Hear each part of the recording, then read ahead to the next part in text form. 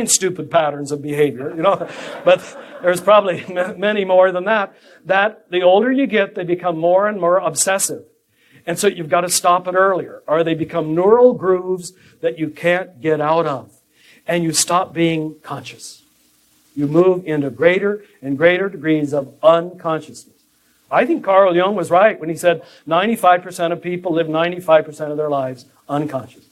Just on the conveyor belt of stayed and tried responses.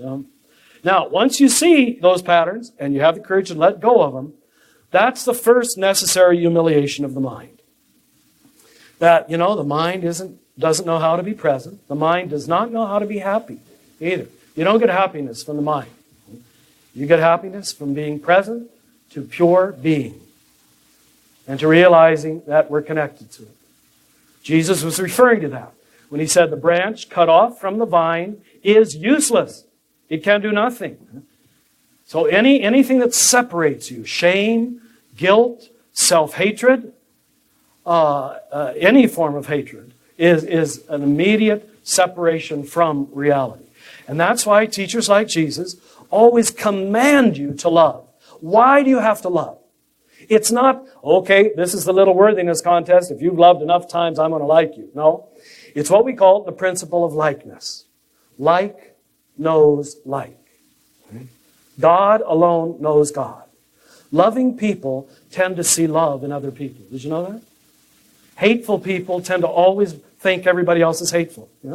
Fearful people think everybody else is fearful. It's the principle of likeness. You see over there what you are in here. Now that's why conversion has to start with the cleansing of this mirror and this self. How I see is what I see. How you see is what you see. So you've got to find out how do you see. And that's the first hard task I gave you. And then what you're going to experience from that is, and these are just little one-liners that I hope you can hold on to because they'll keep you in there when this gets boring. Right? You can't get there. That's why I said don't wait for anything. You can only be there.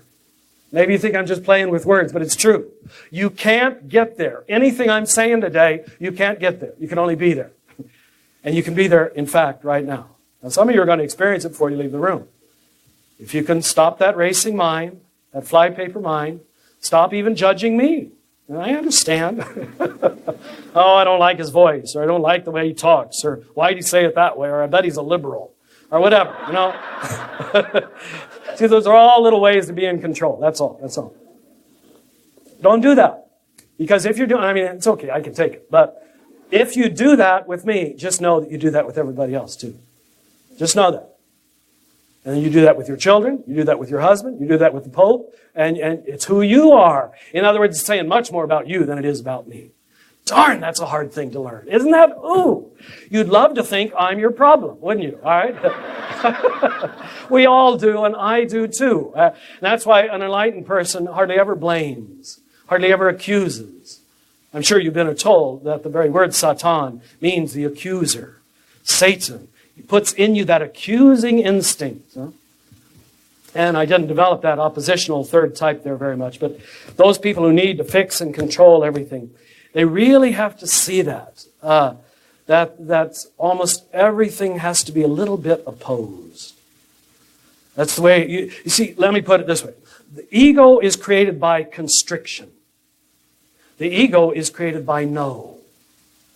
I've actually met people who preceded a lot of their sentences by no. They say, no, and then there are a lot of nods. There's a lot of people like that. They will start almost every third sentence with no, and then they'll make their sentence. They don't realize what an inner pattern that's revealing.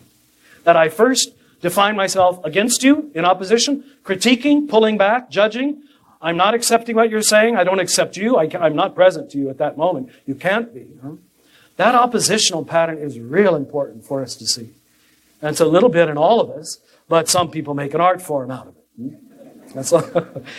Now, forgive me, I know I've told this story in years past, but for some reason people remember my stories instead of my abstractions.